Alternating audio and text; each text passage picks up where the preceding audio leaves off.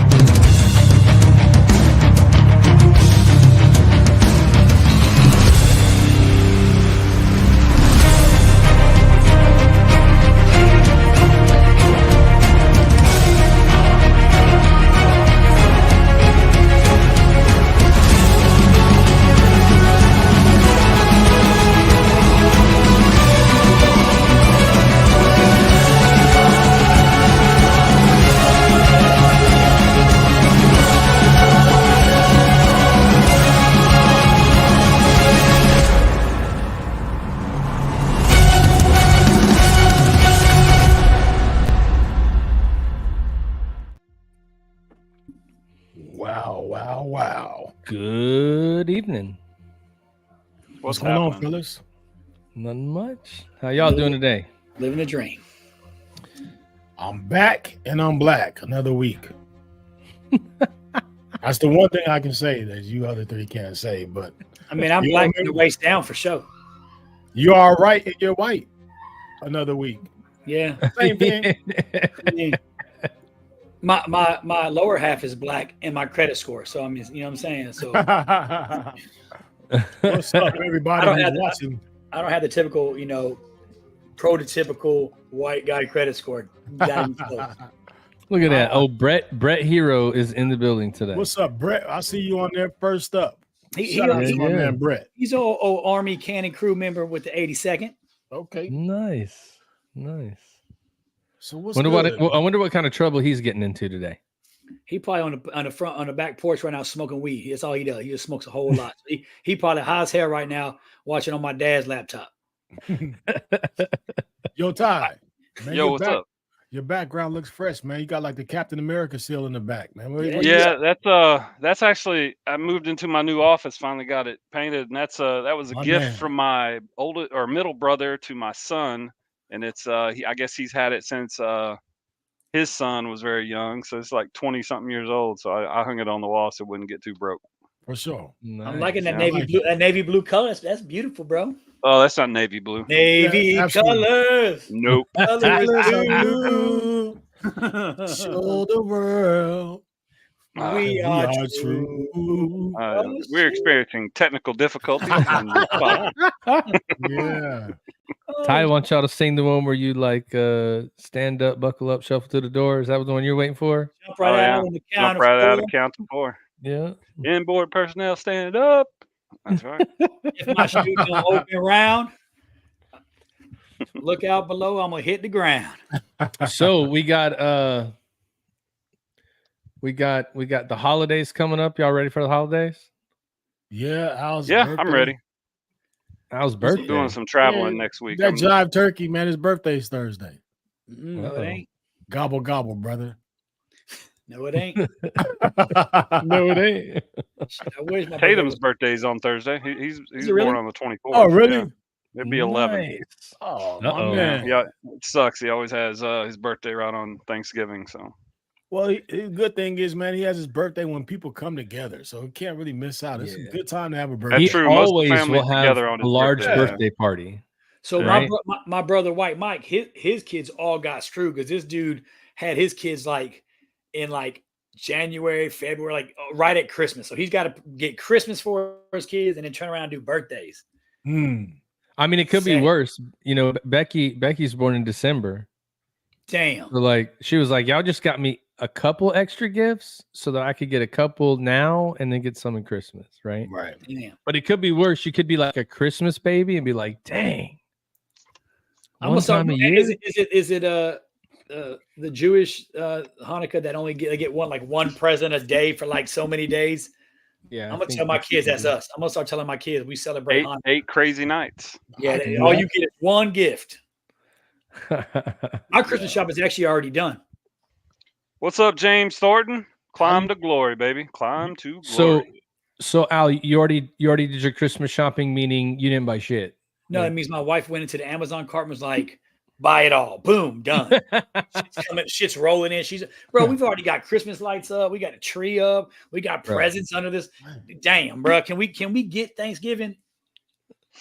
I mean, we could try to get there, but you know, what are you gonna do? And then my family's had a tradition. My dad started it. I don't even know how long ago, but they've done it for years. But like everybody gets together. It's been a while since we've done it together, but everybody normally gets together and we string.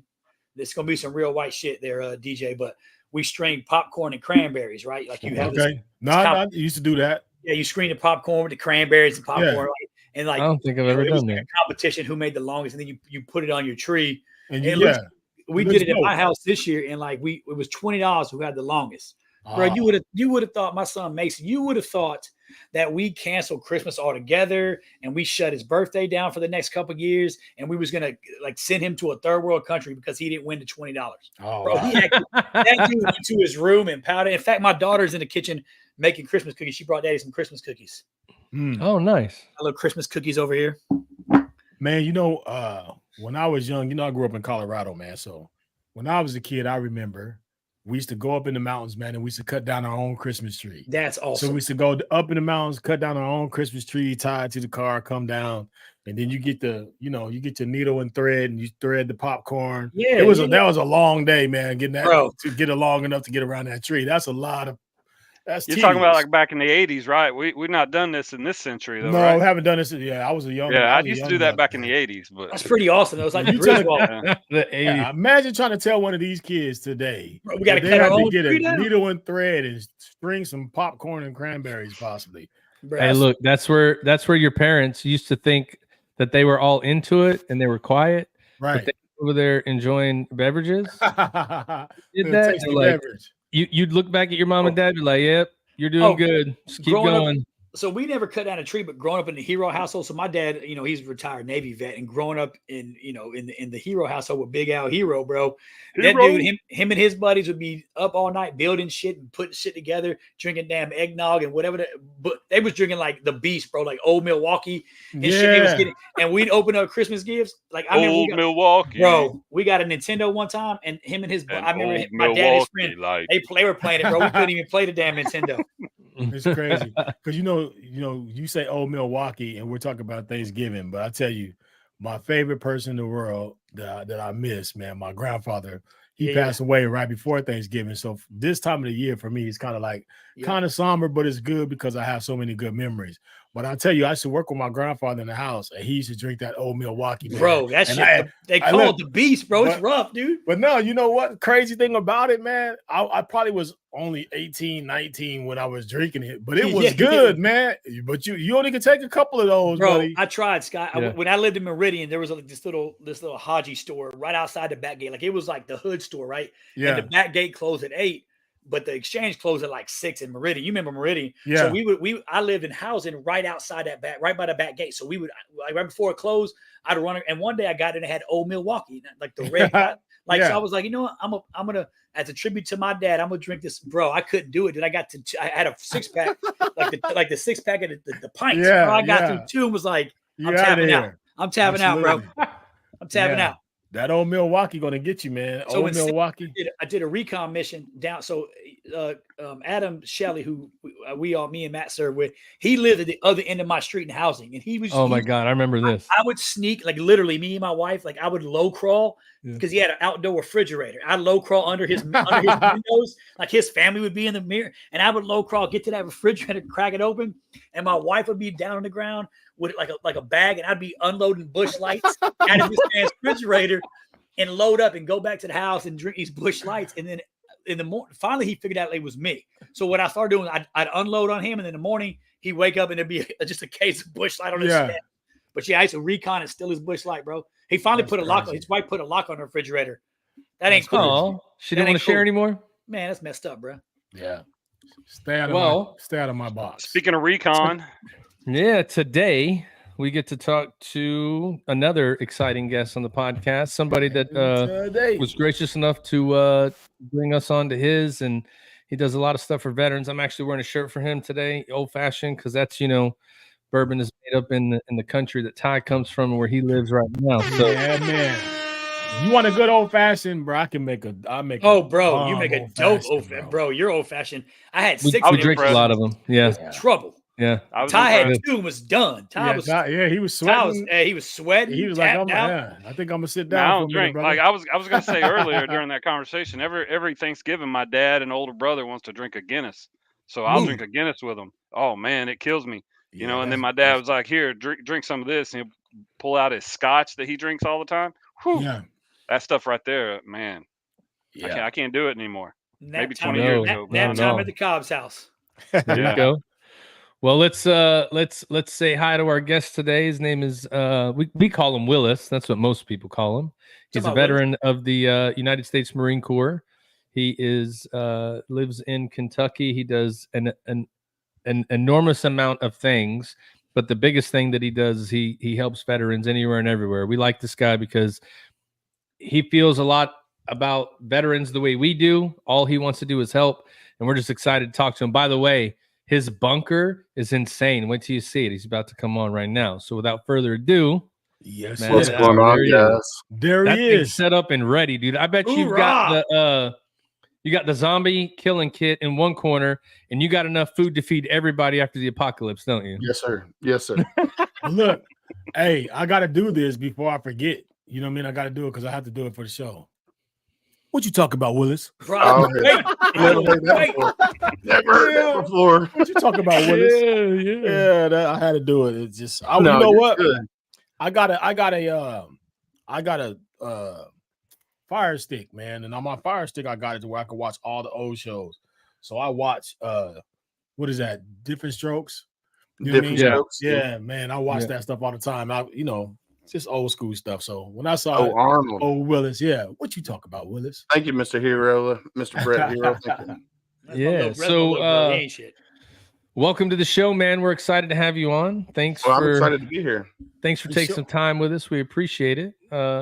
So let's just jump into it, man. Tell us a little bit about where you're from, where you grew up, how it was growing up, and let people get to know you a little bit.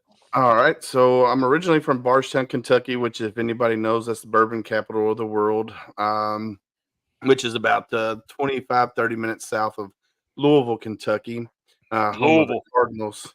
Home of the Cardinals. At least you say Louisville, right? You don't say Louisville. Yeah, no. That's not how you say it? That's what I'm talking about. No, it's Louisville. Yeah, you got to roll it. Say it with your chest. Sorry.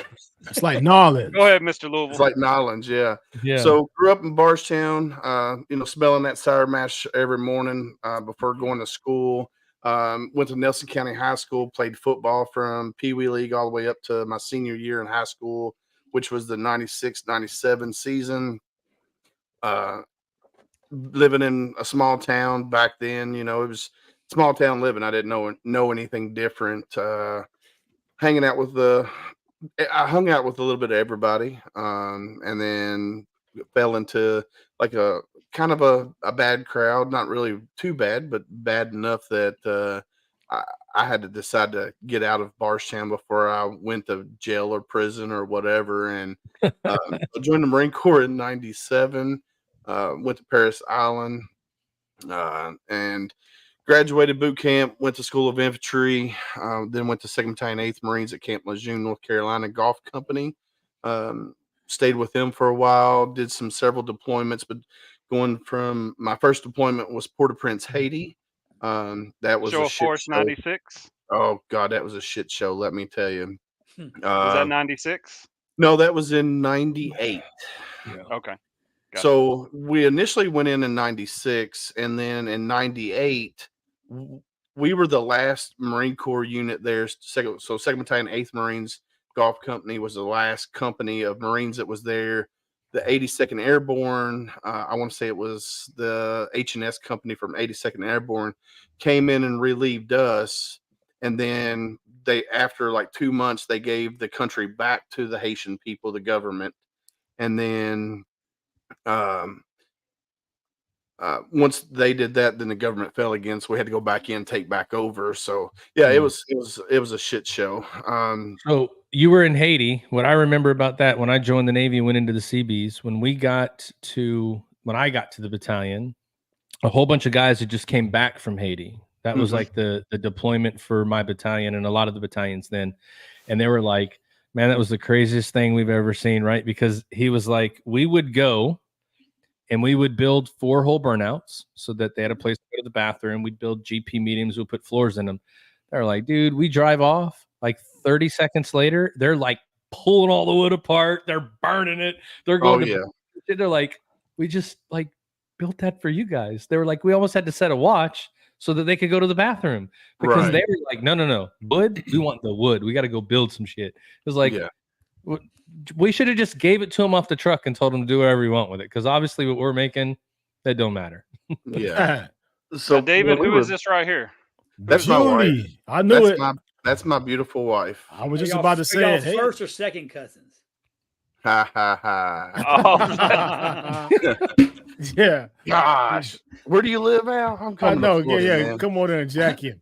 What's going on, Julie? How you doing? Pensacola, Willis. No, is she from Kentucky? Yes. Okay. She's actually from Louisville, Kentucky. So I didn't meet her. I was going to ask you, when did you meet her? Yeah, 2001. So I'm a dumb Marine. I got married when I was in the Marine Corps. Now you're going to laugh. Marines. What are you talking about? You're going to laugh at this. What flavor crayons at the wedding reception? That's all I got to know. Red. But you're going to laugh at this. So in typical Marine Corps fashion, met this lady through a mutual friend. We dated for about 1.5 years. She was working as a cashier at Kroger. I believe it was Kroger. And her dad, my wife said red. She's awesome. I like her already. She's a Marine's wife, that's for sure. She'll give it out pretty good. Nice. So met this lady, didn't know. I dated her for about 1.5 years. Now, during that 1.5 years that we dated, I'm infantry. So either I was in the field training or I was deployed. So technically we dated probably about 4 months of that 1.5 years. We got married October of '99. I went to California 1st of December, came back home a day early on the advanced party and caught her in bed with a squid.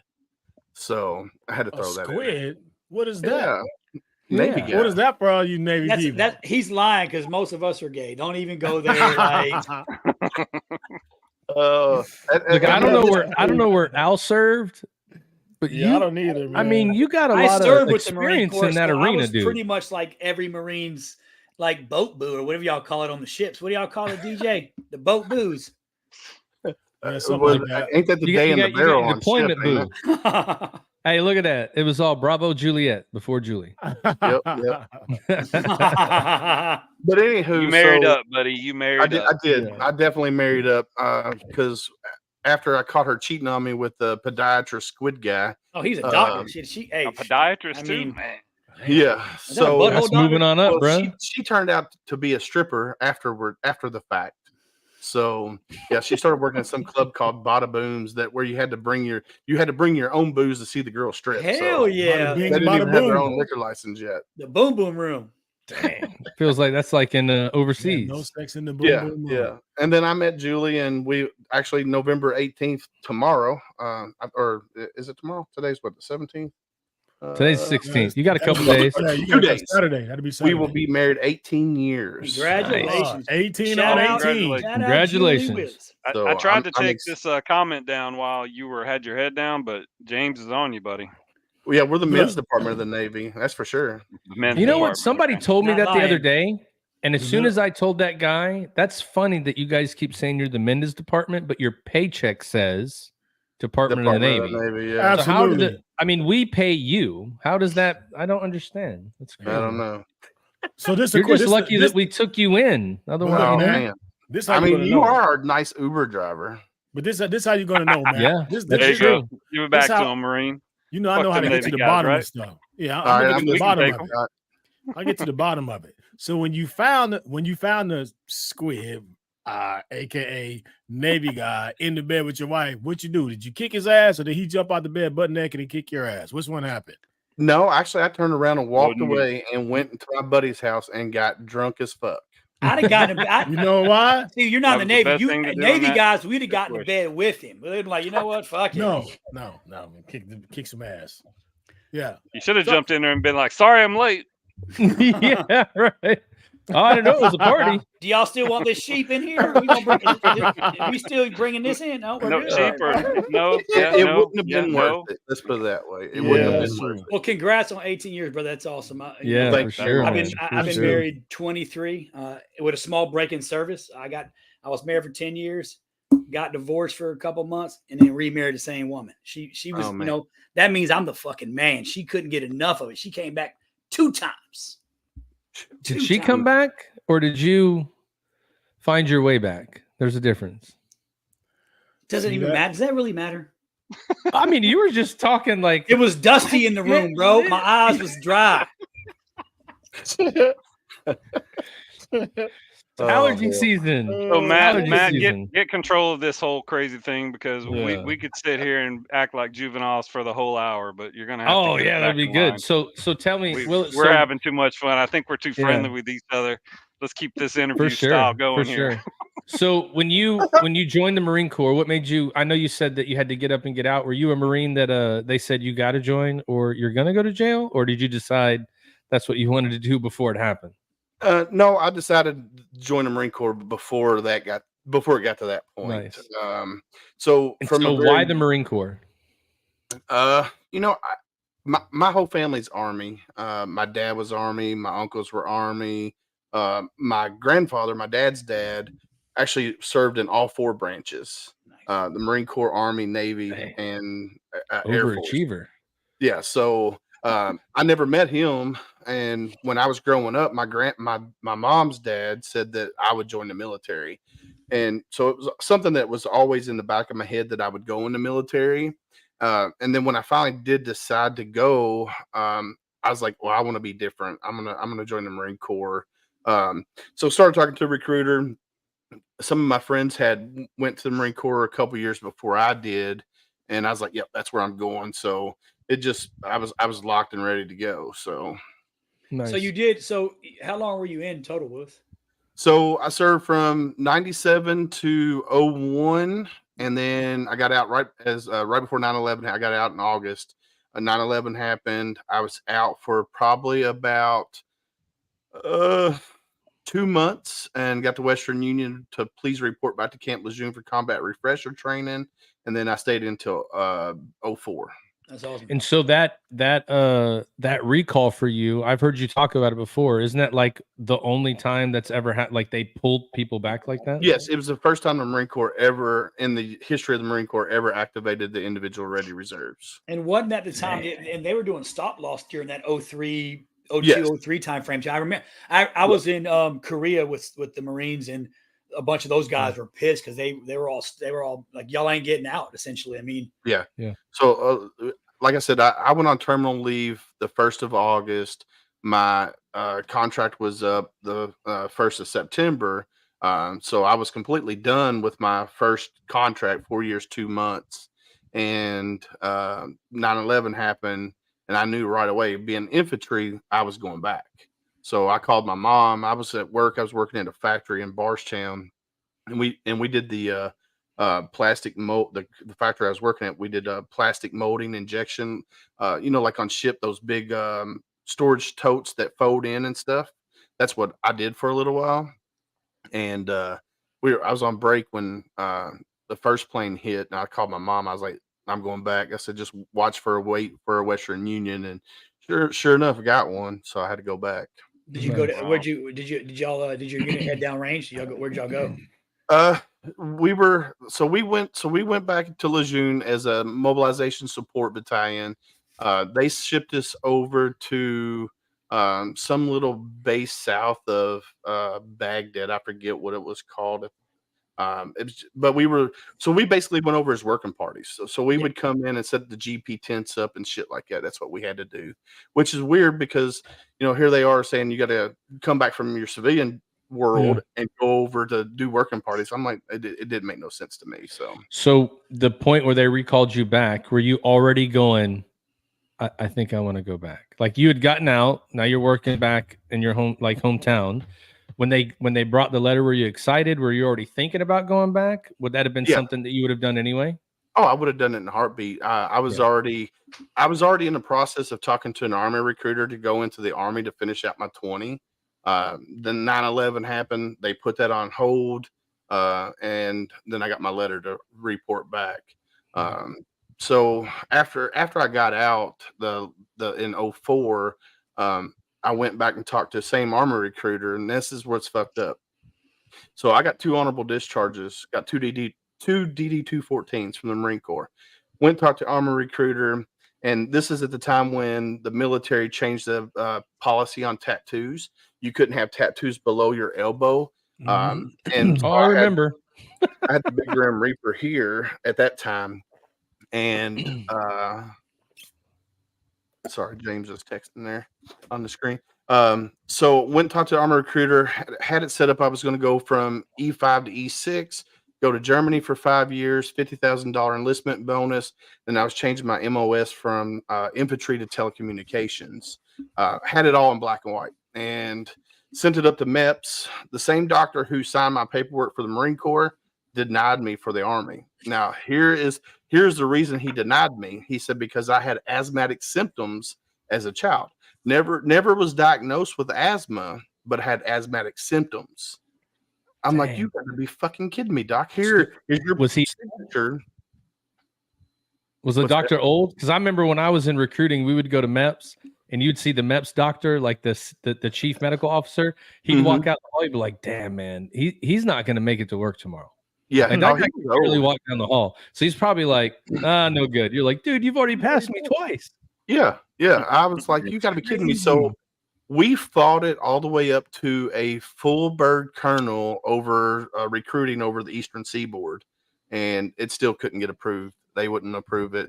And I'm like, you got to be kidding me. And even with 2 DD-214s, I pretty much joined the military twice. I'm trying to, like, 3rd time's a charm, man. Let's roll. Yeah. I mean, I would have done 20 in a heartbeat if they would have. So in the Marine Corps, when you're infantry, it's so hard to switch out unless you go Force Recon, MARSOC. But as infantry, you can't change your MOS. For one, it's a smaller branch than compared to the Army or the Navy. So the billets that are open and that's available for those, there's not many. So my plan was to go in the Army and finish 20. My wife can tell you, if she's still watching, that she broke up with me the 3rd time because I was going back into the military.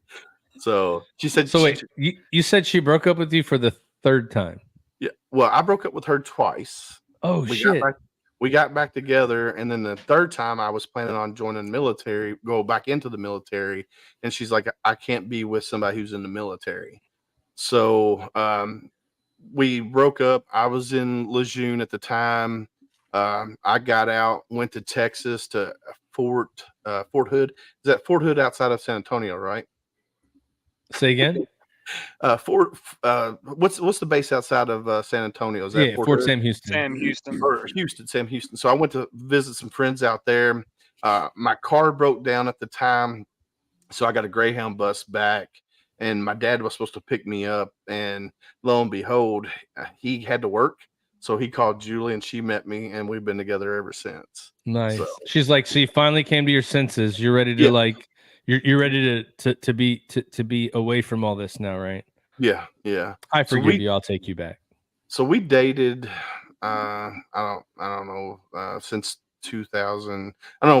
We dated for a while, and then we got married in 2005. So yeah. So you did that one right. Yes. You didn't make it sound better saying we were together for a year, even though you dated for 4 months. I get it. Like you had to make sure. No, we dated for a while. Nice, man. So so married. I know that you got 2 daughters, right? Yes, sir. 2 daughters. Yep. One's 16, one's 15. Dang. Straight A students. Thank God. God bless you, brother. I got one daughter. Dude. One. It's. I don't know how you do it. They get their smarts from their mama. They get their attitude Smart man. from me. Not very smart, man. No. Don't say that. Yeah. No, I mean, I'm smart. Don't get me wrong. I'm smart, but my wife is uber smart. I mean, she graduated college in 3 years with a double major in history communications with a minor in political science. So damn. my wife, I always tell people I married up, she married way down. So she should be running for president, dude. You married up and she settled. Oh yeah, that's what I tell my wife. That's pretty much.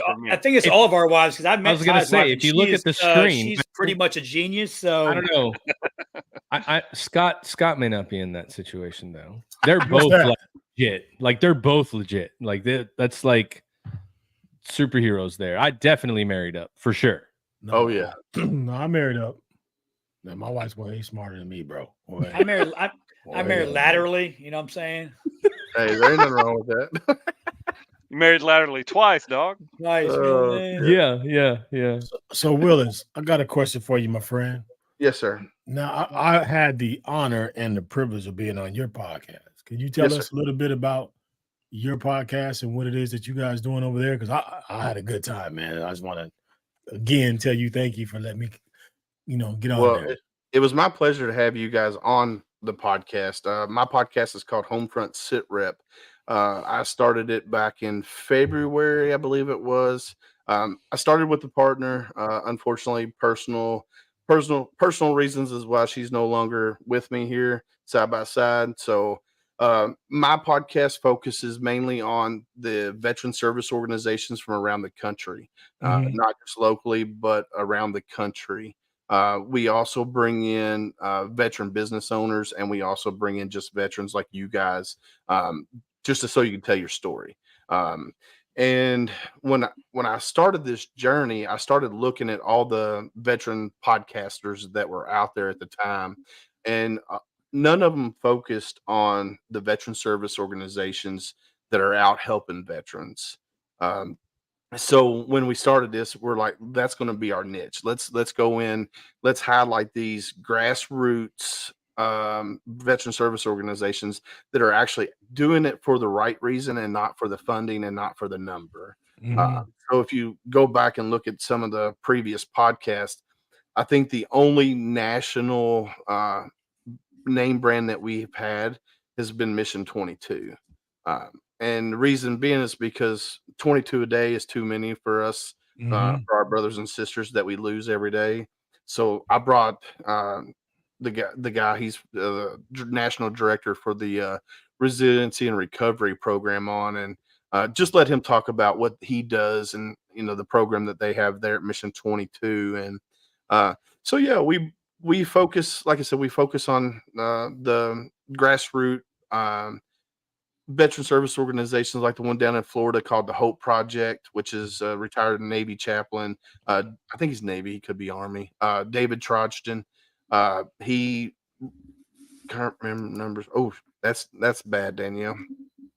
David Trojton, what he does with his organization is they rescue horses, and then in turn, when they rescue these horses, they do equine therapy with veterans and veteran families.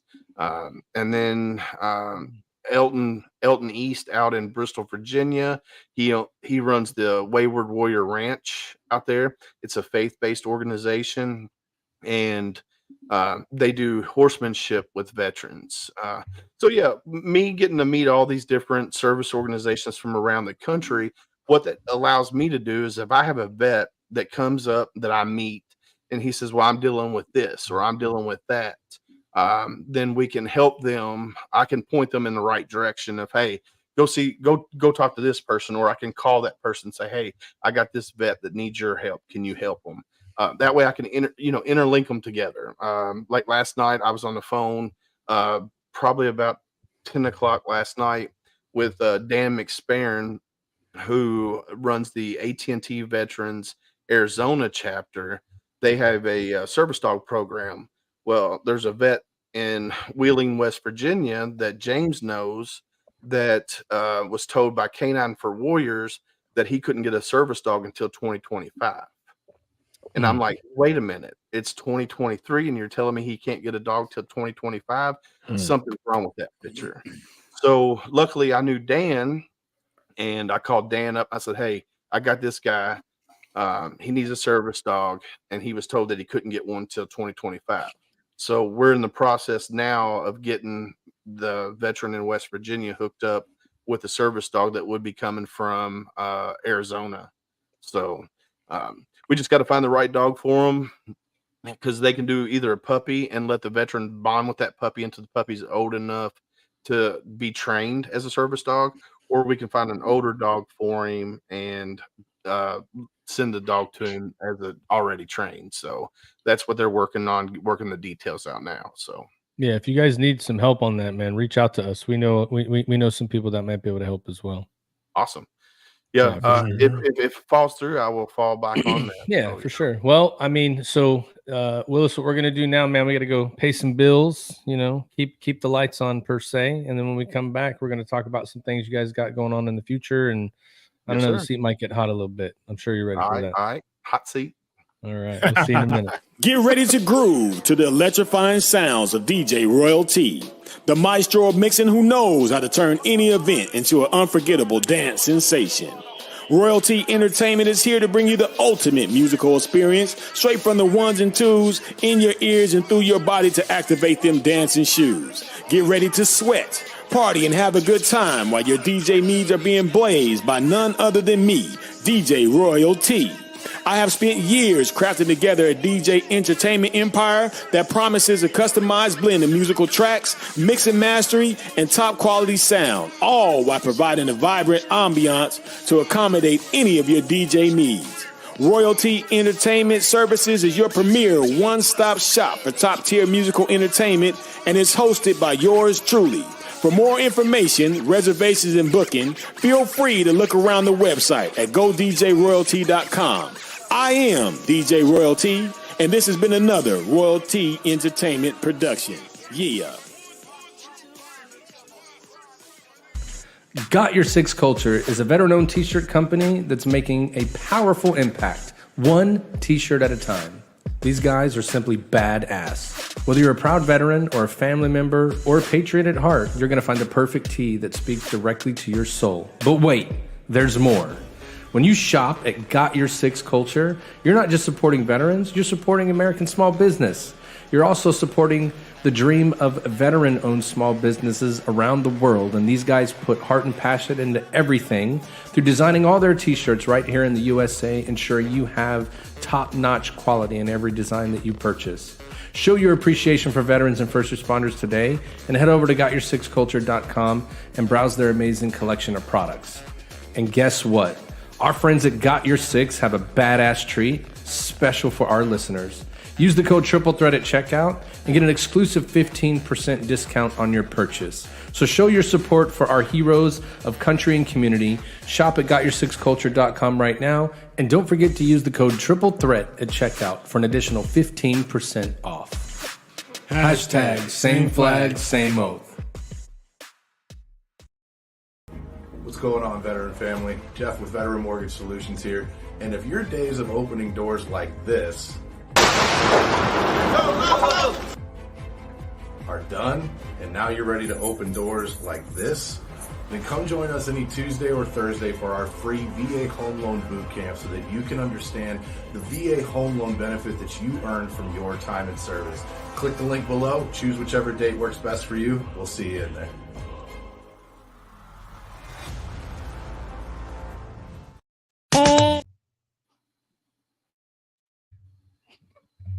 Somebody, was a baby shark about to play? What was going on with that?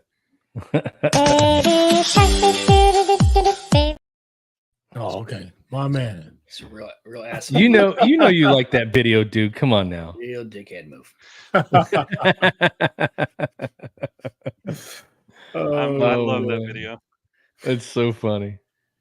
Hey, don't worry, dude. I'm gonna have the I'm gonna have Al Hero live in studio with me on the next podcast. Really? And he's gonna be in Florida. Yeah. He's gonna be in Florida, but he's gonna be here with me. Just tune in, you'll see. Oh, very cool. Here we fucking go. Some virtual reality shit. I'm Yeah. excited. A fucking hologram. Well, if you make me a hologram, can you make me a little bit taller than I am? Like make me look taller. I you know promise you will appear to be way taller than you are. Yeah. Can I put that on my Facebook for the ladies? So check this out. I'm super excited for David to be on. I like all the other podcasts that we've become involved with and had spoken to, and all the network he's putting together. I mean, every time we find people, it seems like we just attract to each other, because that's kind of what we did. We have a very large network here in Houston, in Pensacola now. And then he's doing the same thing in my hometown. He was a sentimental favorite for me once I found out he was from Kentucky. So let's bring him back. He's a fucking G.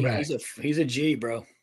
Yeah. Well, Welcome back, Marine. Hey, I'm glad to be back. You didn't get trouble during the break, right? Your wife didn't come down and be like, "Are you kidding me right now?" No, I had the bunker door locked. You look that bunk. If I just clicked on bunker is secured, and I didn't know what was going on in this podcast right now, and I seen Davis' background, he looks like he's down there making fucking pipe bombs, getting ready to overthrow a tyrannical government right fucking now. Yeah, the videos are coming. Yeah. Red team go, red team go. Red team go. Here, let me drop it down. There we go. There you go. That's everybody always asks me why I use this damn football like I'm some kind of coach or something. You are. You kind of look like a coach. Yeah, you do. Yeah, you look like he is the coach. This is my Jim Harbaugh. He's our coach. He's our coach pretty much. Yeah. He's got the game plan every week. He's got the playbook ready. You see how he threw a flag on us earlier and told us, all right, flag on the play. Hey, you guys are getting off track. Get your ass back. Let's roll. Yeah. Coach Ty. He's the producer, the man, the myth, the legend. Oh, man. Couldn't do it without him. So, look at that guy. He looks scary. So, David, tell me, for all that you guys do up there, I know that you have a huge network of people that you've met, you're working with. You just talked about being nationwide. You talked about, all of the things that you get involved to. But what do you guys have going on right now? Is there anything that you want to share about what's going on now, things people can get involved with, things that are coming up? Like, what do you guys have that you want to share? Yeah, so we just did the Veterans Day thing at Mission Barbecue, which was we had Sergeant Major Brown, who is 96 years old, still drives a candy apple red Corvette all over the place. And this dude was sharp as a tack, to be 96 years old. So we did that. That was a big event. It was also the 30th anniversary of Operation Gothic Serpent, which my buddy James Thornton, if he's still on, he was involved with the 10th Mountain during that, which is otherwise known as Black Hawk Down, the movie. James actually was there. He lived it live. So we are working on putting together some veteran concerts next year. Um, we're going to do, I think, a total of 5 throughout the Bullitt County area. So we're going to do one in Mount Washington. We're going to do actually 2 in Mount Washington. Then we're going to do one in Shepherdsville, one in Lebanon Junction, and one in Hillview. And each one of these concerts will go to the proceeds will go to different veteran service organizations around the Bullitt County, Louisville metro area. So that's coming up next year. James has got the AVTT Vietnam Veteran Traveling Wall coming to Shepherdsville next year. It'll be here for 5 days, July 25th through the 30th. During the day, we will have live music and stuff like that, and then at nighttime, it's all serious business at nighttime. It's taps will be played, and people can come and sit at the wall. It's an 80% replica. James can go into more detail about that later on if you guys want. So yeah, there's all kinds of veteran events coming up. We're working on doing next year for Veterans Day out here in Bullitt County, where we're working on getting a that's my buddy Mike Unseld there. He's a Marine too. We're working on getting a parade. Marine? Yeah, he's a Marine. He's from Barstown as well, from my hometown. And it's hoorah, Ty. It's hoorah, not hoo-yah. Okay. It's hoorah. Hoorah. Hoorah. Hoorah. But yeah, so we got all kinds of things. 2024 is going to be super, super busy. There's just a shitload of events coming up, and I'm staying busy with the podcast. I am actually officially booked all the way out to the 1st or 2nd week of January now. Nice. I am taking a 2-week break for starting before Christmas and into the new year, and I'll just release some previously recorded ones. So yeah, and then we got our tip of the spear that's coming up here shortly, the 29th. That's with you guys, the Misfit Nation show with Rich LaMonica, I Am Pitts podcast. We got some special guests coming on. One of the guests is a retired lieutenant colonel. He is a lawyer locally, Carl Truman. He is a personal injury lawyer, but he's also an author. And then we got one of my good friends, Donald Bramer, who is a former naval intelligence officer. He's also a military news analyst for most of your major networks. He is the founder of the Bramer Group, which is lobbyist up in DC for veterans. They lobby for veteran rights and stuff like that up in DC. He's also the founder of co-founder of the American Freedom Fund. And then he's also involved with the military equestrian something, I forget. So he's going to be on as well. And then I think you guys might have some guests. So that's going to be pretty cool. I think it's for our second one. I think we're really going to have a really good show there. Definitely excited. Rich says that if we get too many more guests, it's going to be more like the View instead of a podcast of veterans talking about. Bro, that'll never be like the View. I promise you that. Never happen. Not while there's air in my lungs. Not while there's air in these little baby lungs. That's so funny. Yeah, man. Well, I tell you what. So I do know that in listening to your podcast and listening to early ones, right, Willis? Mm-hmm. You were in from what was 97 to 04. Yes, sir. Right. And what I remember that reaches out to me, I wanted to ask you on ours today. Like, how's your are you making progress with the claim that you submitted? Somebody finally talked you into doing it. You didn't think you needed to do it, but how's the journey going for you? Because there's a lot of people that listen that have maybe been out for a long time and they don't think they can do it. Like, walk us through how's that process going for you? Do you feel it's easy, hard? Like, do you have help? Like, who have you reached out to? Kind of give some people a little bit of insight to how you got moving. All right. So yes, I've been out since 2004, and I'm like most vets out there. I'm not that bad off. So when it comes to going to the VA and stuff, I'm like, oh, there's other vets that need it worse than I do. So for the longest time, my wife will tell you, she hounded me for almost 15 years. Hey, you need to go to VA. You need to go to VA. And I kept putting it off.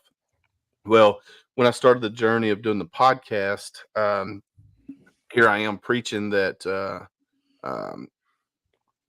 people need to go to the VA and do this. Well, I had to not be a hypocrite, and so I had to start my journey.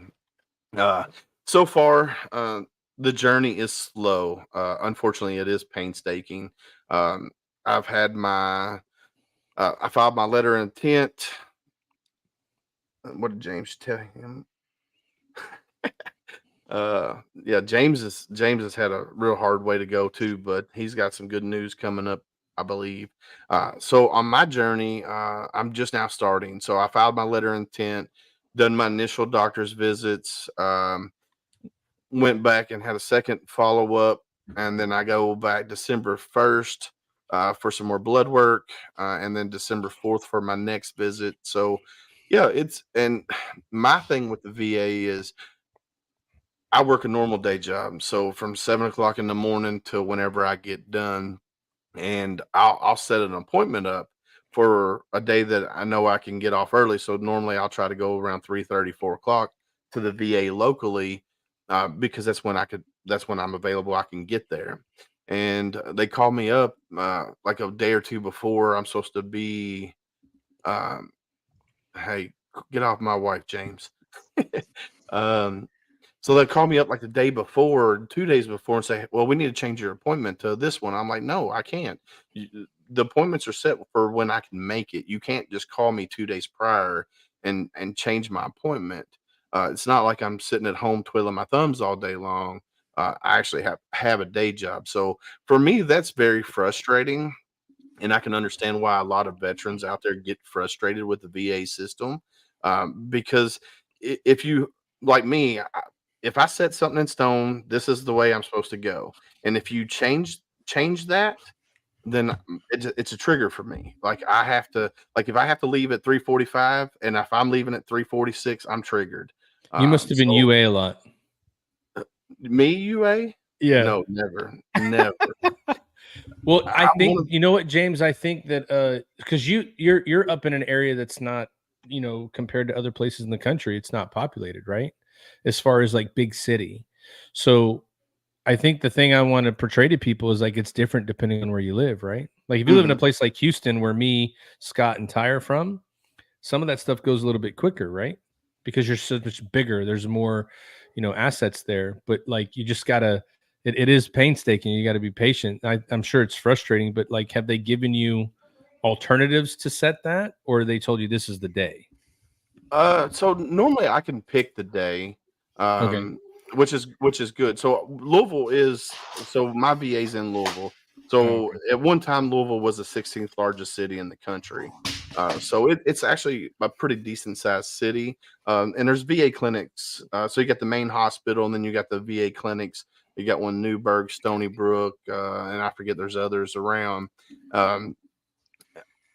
So yeah, for me to get in it's okay, but it's more of having the people staff there to do everything. Right. That's the why they keep saying, well, we don't have somebody here then. So never hire a civilian attorney. Yeah, you always want somebody who's actually been in it, James, for sure. You're wrong, James. When I got in trouble with the police, that's who I hired, and they got me out of jail after about 6-7 days. So you're wrong on that account, buddy. Well, I'll tell you, if you steal a rental car, James, you got to hire a civilian attorney. Just want to throw that out there. I think though, one thing that I would tell anybody that's out there, right, when you're, there's a lot of guys that have put off the decision to go, file and get what you need. Yeah. Anybody that's on here listening, you just need to go to your local VFW. They have service officers there. They'll sit with you. They'll talk to you. They'll help you, right? Like there's things you can do, right? There's local places you can go. As long as, okay, well, you and Al are going to hang out. I already know. That's the one comment Al puts up. Yeah. So But Matt, your story's the same way though. I mean, Yeah. it was a while for you, and then me and you sat down and just discussed it. And I was like, "What are you waiting on? Why are you not doing this?" And you For did it, sure. and it worked out.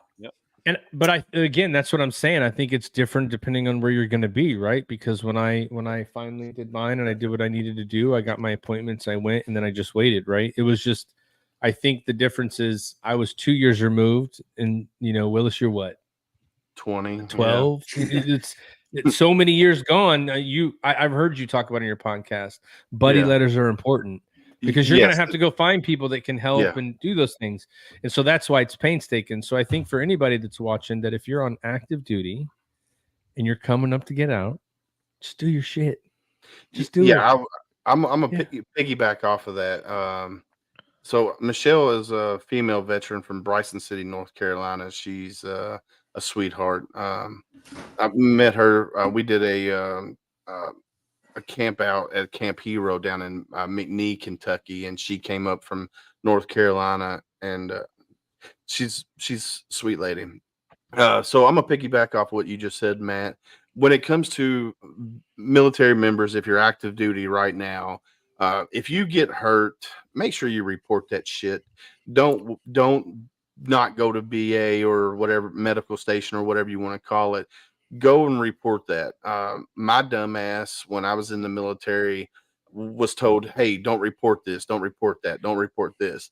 And that's where I'm falling back on, like Matt mentioned, happened to find Marines that I served with that knew me then and knew what happened. Like prime example, we were in Thessaloniki, Greece, and I was back in the back of a Humvee, had the troop strap up, and the driver, Lance Corporal Wolf, decided he was going to hit that willy-nilly at 60 mile an hour in the back.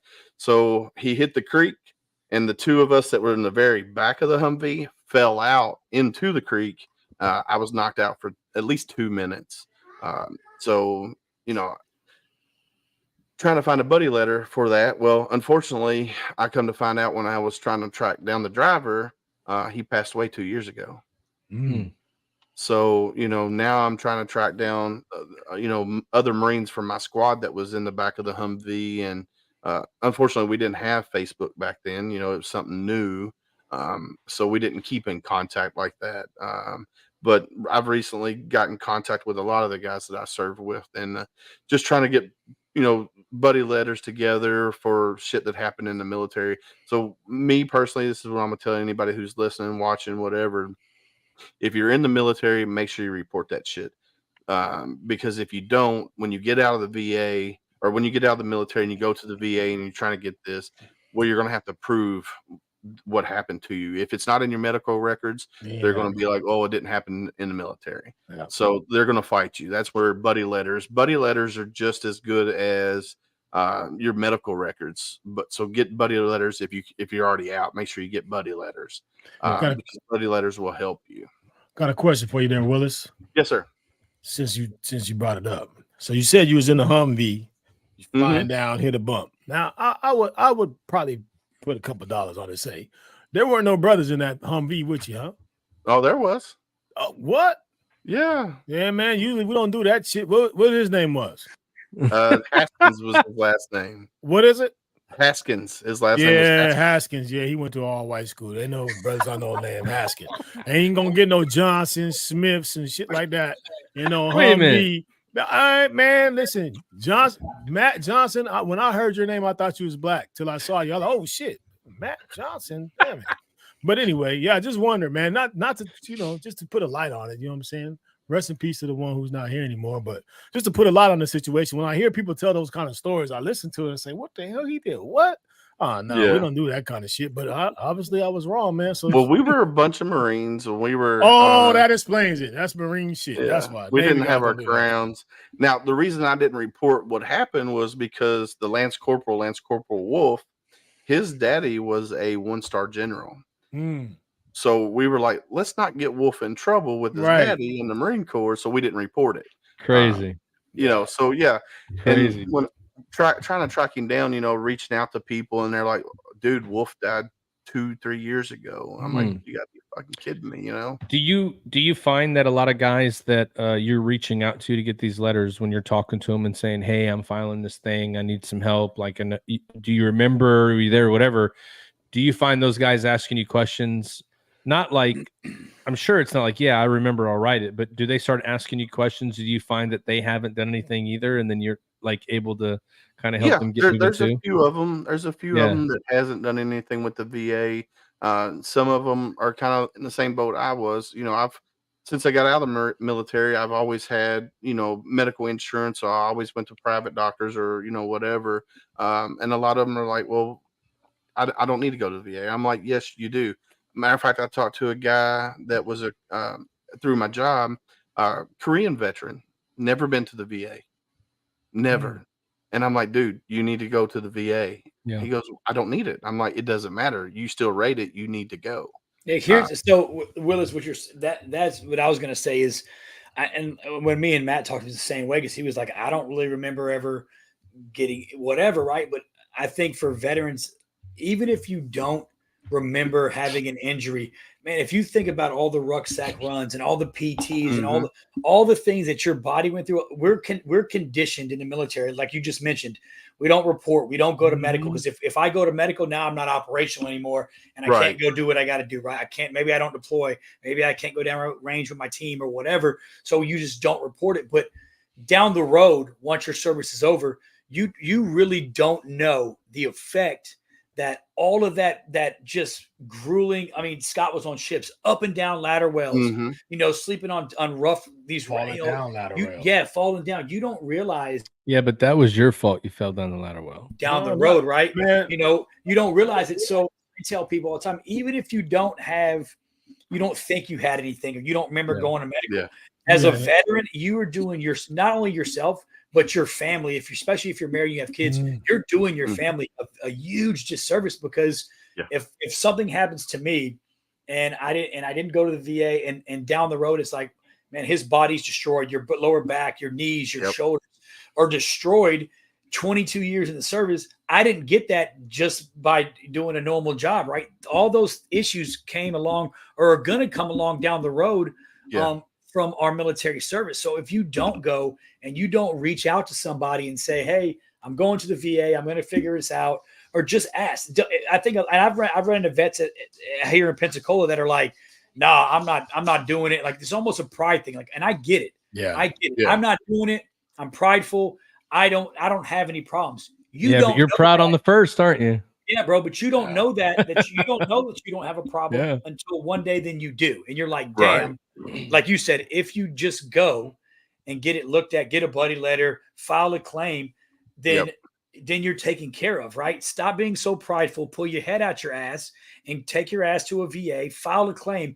If you served in the military, you deserve it, right? You deserve to at least have the ability to file and get looked at, in case something in the future comes up.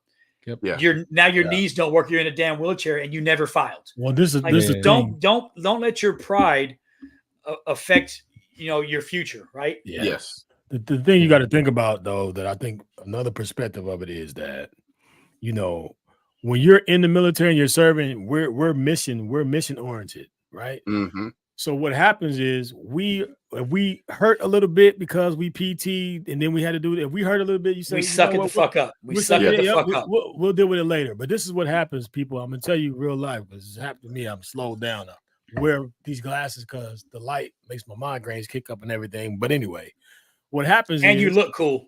Yeah, well, thank you. I think it's more cool. What happens is this, man, is that you ignore your body for so long that when you get out, and now, your body's like, hey, bro, remember me? Yeah, remember me 20 years ago when you joined that shit you did, and you can run up hills and wrestle in the barracks and carry caskets and do all that stuff, and you never took the time to go to the doctor and pay attention to these little things I did. Now you're home and you don't have nowhere to go, and everything hurts. Like, there's times I wake up, bro, and everything hurts, and it's because of those years that you ignored it, and now your body's telling you, like, yeah, you remember me, brother. And on another serious note, I had a senior chief friend of mine who was young, man, retired. I think he's like 40 something years old, got out, muscles, super well in shape. He got out, went to the gym. He told his wife in the morning that he wasn't feeling too well. He's going to go to the gym and work it out. Went to the gym, got on the treadmill, and his heart exploded. Yeah. You know what I mean? Because we don't pay attention to the things because we're too busy. We have too much stuff going on, and we get out, and then it hits you. Yeah. And we have nothing in our record. So we're feeling like, you know what? I don't have none of that stuff in my record. So the mental side of it, Scott, is a big deal too. People don't remember that piece of it, right? Because you can say, okay, you know, I've been in combat, Ty's been in combat, Willis has been in combat, but there's people who maybe they haven't ever been in combat, right? They've never done anything like that. But that doesn't mean you don't have right. For sure. Yeah. Yeah. So like he was saying, his internet bill. Well, I'll tell you real quick. So here's what we do now. So we just talked about, you know, there's going to be times where things are hard. It's going to hit you. You don't ever go tell anybody what's going on with you. You need to go do that. And all that stuff, like, it turns up the heat on you whenever you're out there and you're doing what you got to do. And I think that at the point we're at right now, I don't know, Willis, I think the heat's about to be turned up on you. Yeah. Because I see something that shows that the heat's coming. Are you ready for it? I'm ready. Yeah? You've seen this before, yeah? I have. Uh-oh. Here we go. Yo. Well, you know what time this is. You know what? I thought about it. You know, Willis, I'm not going to give you too much heat, but I got to give you some hot peppers, man. I got to give you a little bit of peppers in the seat. All right. We're just going to start it off right. All right. By choice. Your choice, sir. Would you rather have a bowl of chili or a bowl of gumbo? Bowl of chili for sure. Bowl of chili, he says. All right. Are you a country guy or a rock and roll guy? I would say country. Okay. All right. With that, then, give me your top 5 country artists of all time. Oh, top 5. All right. So, you got the Highwaymen, which is Willie Nelson, Waylon Jennings, and Merle Haggard. Garth Brooks. Let's see who else. Clint Black, and I love Rita. All right, so you say that's 4. I think I got 4. I seen Clinton Black, Garth Brooks, Reba. Garth Brooks. You said Waylon Reba? Jennings. Okay. Chris Christopherson, the Highwayman. That was the Highwayman. That's what it was. Got it. Okay. Yeah. All right. That's 3 or 4 guys there. All right. The top 5 rap songs of all time. Your top 5. My top 5 rap. Let's see. All right, so Ice Baby could be one. I'm cool. No, hell no. Okay, just checking. No, In the Trunk by Too Short. Okay. Forget About Dre, Dr. Dre. Okay. Lose Yourself by Eminem. Sorry Miss Jackson by the Outkast. My man. And let's go Rough Rider Anthems, DMX. I like it. So tell me this: when you hear, I'm sorry, Miss Jackson, who says the high part? Is it your wife Julie or you that says, "Ooh, that's my wife for sure." Okay. I figured that. I could already tell that Julie was that. Ooh, I'm pretty good with that. Shout out to Julie. We love you, Julie. All right. So since we're talking a little bit about Julie, this is for you, my friend Willis. Are you a quickie guy or a slow and steady guy in the bedroom? Oh man. None of your wife is on here. She go, and Julie, feel free to shout him out if he's wrong. My daughters are watching too. They just screamed. Sorry, kid. It's your bedtime. What time is it? It's 9 o'clock. Oh, I don't know if I can answer that with them up there. Okay. You can say, yeah, you probably can. We can skip that one for say. We can go back to that. And you can say Q or S. You can sneak it in when the kids are listening. All right. Whew. Are you a rifle person or a handgun type of guy? Oh man, that's a hard one. I love guns in general. I figured that. Kind of saw it. I'm gonna say I like the rifle myself. Gotcha. The rifle. I can reach out and touch somebody at a long distance with a rifle. Gotcha. Okay. Now we're talking pickup trucks. Are you a Ford, Chevy, Dodge, or GMC type of guy? Chevy all the way. Chevy truck. All right, Chevy truck. He says, "Gotcha." All right, now you're in Texas now. So let's just say you don't have any Kentucky. You can't go back to Kentucky. But you're here in Texas. You have to be a fan of one of these NFL teams. Would you go with the Cowboys or the Texans? I'd have to go probably with the Be careful, man. Mm-hmm. I'm going to have to say the Dallas Cowboys, and the reason being is because my brother was a Dallas Cowboys fan and he passed away in '94. So I'll have to go with the Cowboys. Rest in peace to your brother. All right, we'll roll with the Cowboys on behalf of that. All right. Okay, we're getting down to the last couple here. Willis, what is your biggest fear? Biggest fear for me would have to be losing a brother or sister to suicide because I wasn't able to help them. Okay. I like that. All right. Here we go. And I'm going to get you out the hot seat, but I got to make it hot for you. All right. You're about to get into a battle, man. Big dog battle. And you only can take one person with you, but the one person that you can choose is one of the four of us in this podcast. Myself, Matt, Ty, or Al. Who you taking with you? That's a hell of a hot seat. You only can take one. I think I would take Al with me just because we would have a lot of fun. I could see us having a lot of fun. All right, good call. All right, there you go. And we're gonna fuck some shit up too. We're gonna put warheads on foreheads. We gotta fuck some shit up. I should have worn that shirt, man. I got that shirt. So we got to go back to 4. Q or S? S. Okay. Slow wine. Okay. Julie, is this true? Some silk. Okay. Got some silk, some Jodeci. Okay, I got it. All right, man. You out of the hot seat. They are busting out laughing. Shouts out to my man Will. See, that wasn't too bad. You answered all the questions. That was pretty good, man. Appreciate that. Yes, let me get some horns. Ty, you on the? I gotta. There we go. Next week, I'm gonna have my stuff up. So Willis coming up next. You like to pick sports too?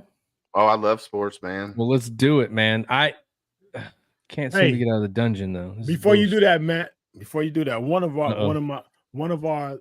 followers, man, one of our dear followers that we have, which happens to be my brother, right? My brother Mendes, man. He watches us all the time. He sent me a text message, man, and lets me know that he messes with our podcast.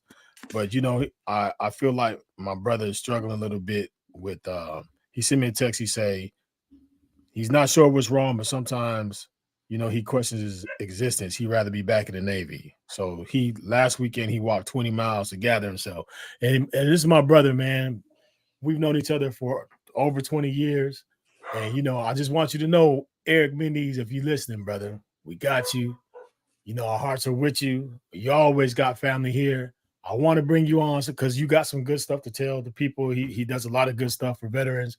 He's a real humble guy, real sincere guy. This is my brother. I love him.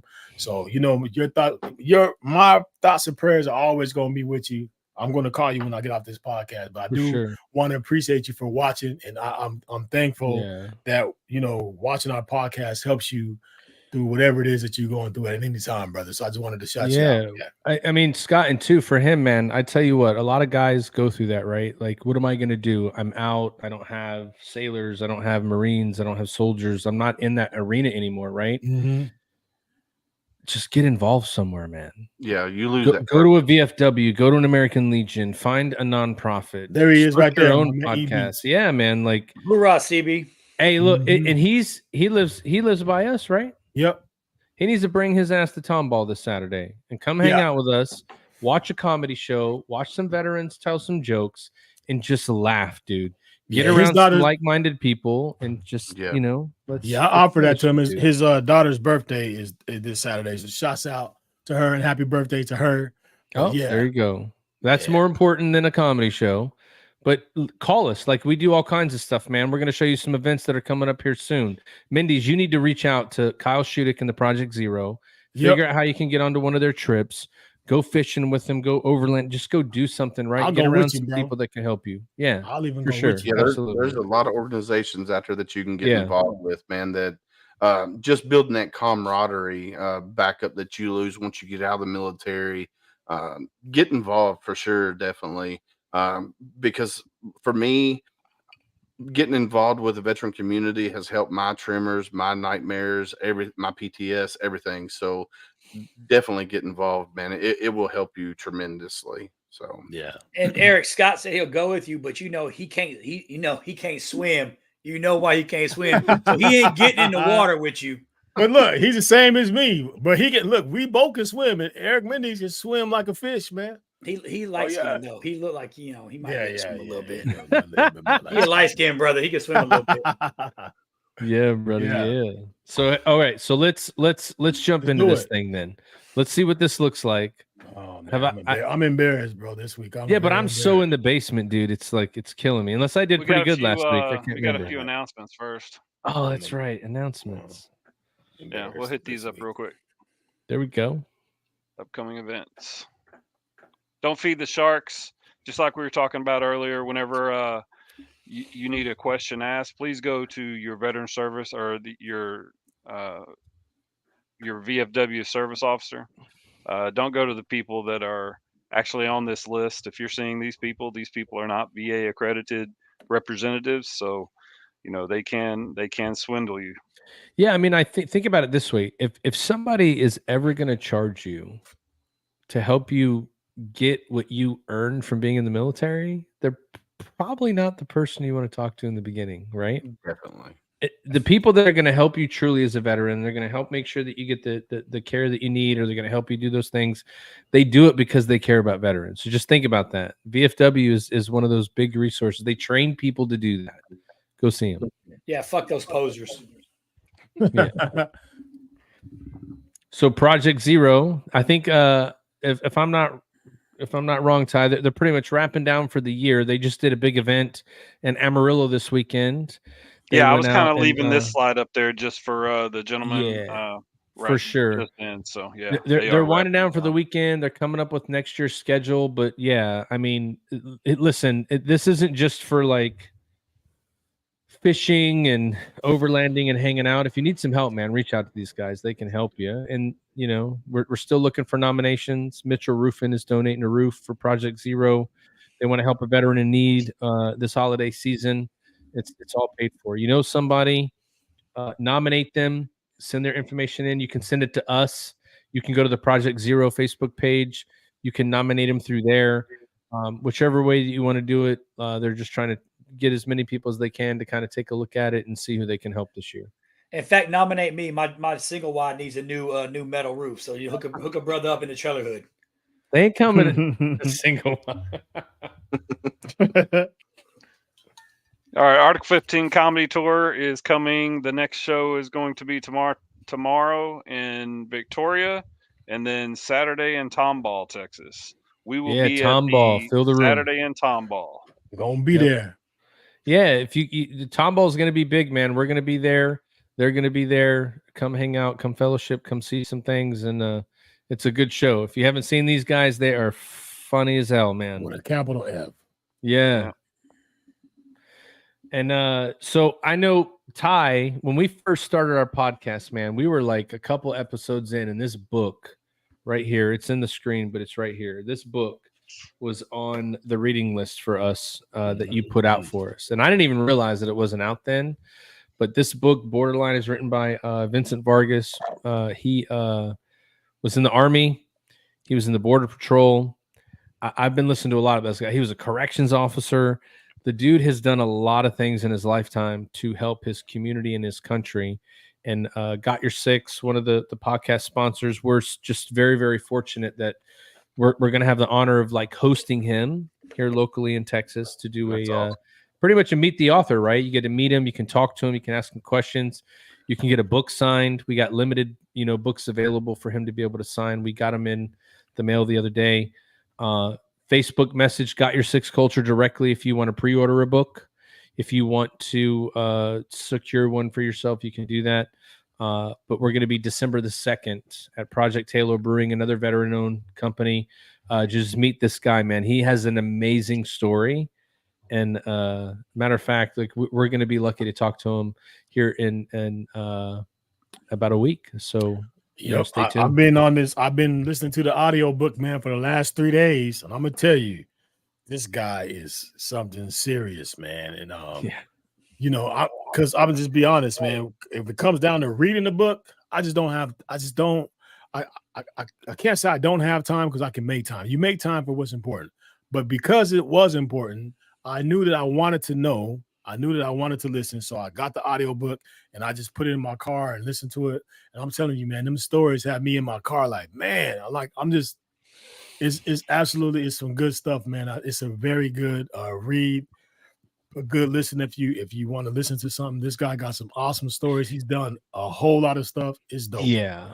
And the thing that I like the most about his audiobook is he read it's his voice. Yeah, it's his voice. He didn't have somebody else read this book. Like this guy, like it's important for him to get this story out. I mean, so for anybody that doesn't know, this book is really going to take you through what it's like to be a Border Patrol agent and what's going on right now. Like we see it in the news, but do you really know? Like if you read this book, you're going to get an inside picture to what's really like how it works, right? Like what's really going on.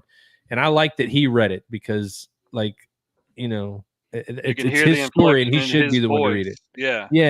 He should be the one to read it for sure. I feel that shit. You know what I'm saying? When you hear him, it's just man. Yeah. So I can't wait to meet him. I can't wait for him to come down.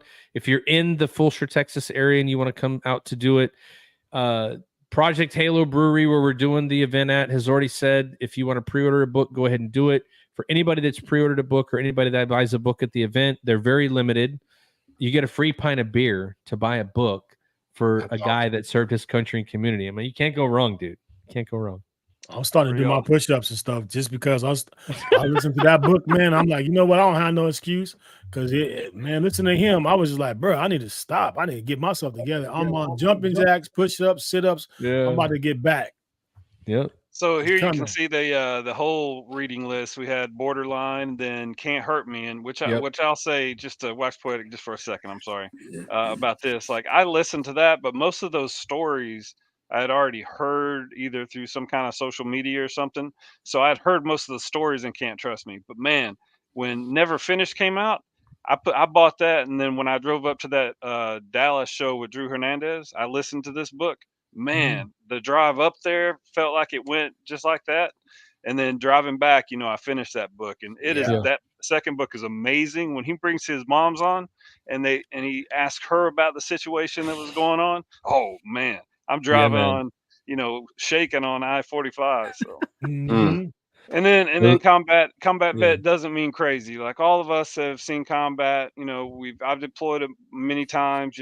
There's all kinds of things that we've been through, but that does not mean the things that you're feeling are crazy. Every emotion you have is meant to be had. That's why you have that emotion. It's meant to be used to get yourself better. So get out there, just like Project Zero says.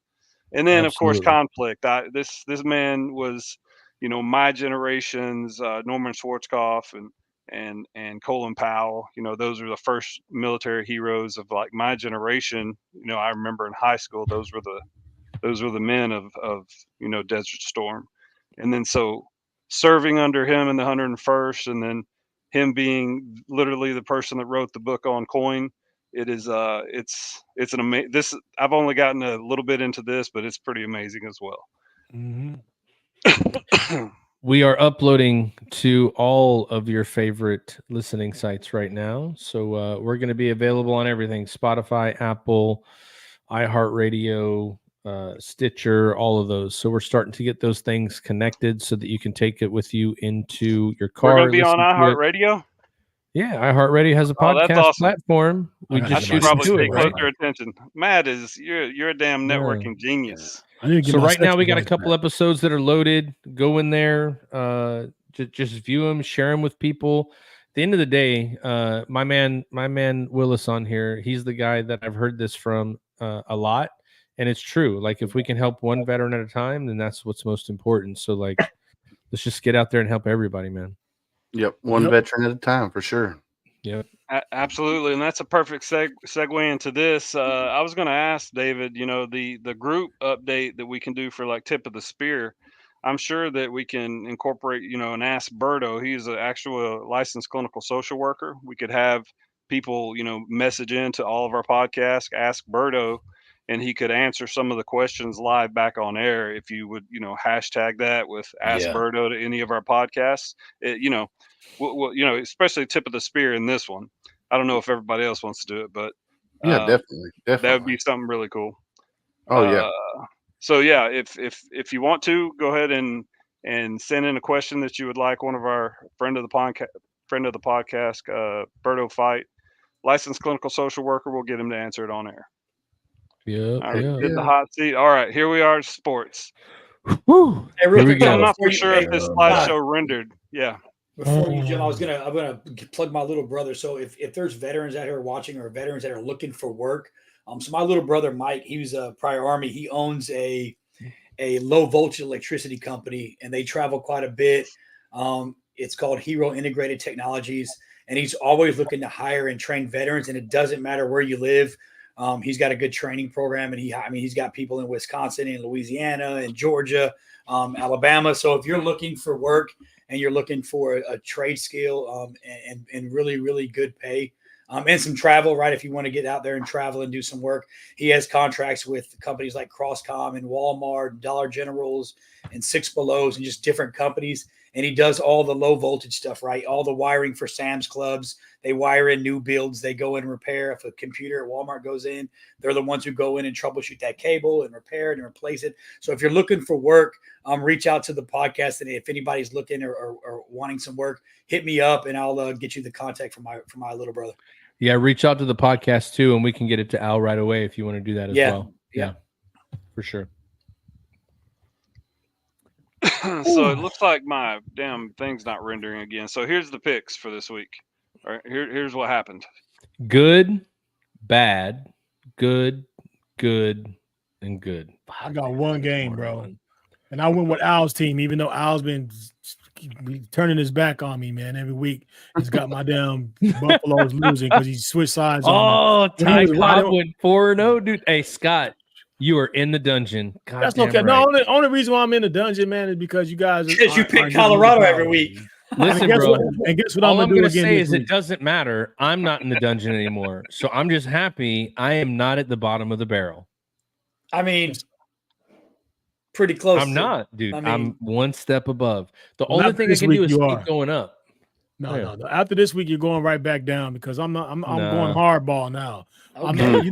So you're not going to go left side anymore. You're not. So you're picking Abilene Christian, I'm assuming. Listen, I was picking Kentucky because my man Ty. I picked Georgia because my man Al. I was going with my boys, even though I noticed that you guys started getting real on me and switching up on me. Right? I thought you guys were my boys. Oh, but you turned your back on me. So now Julie's in your camp, dude. Julie's in your camp.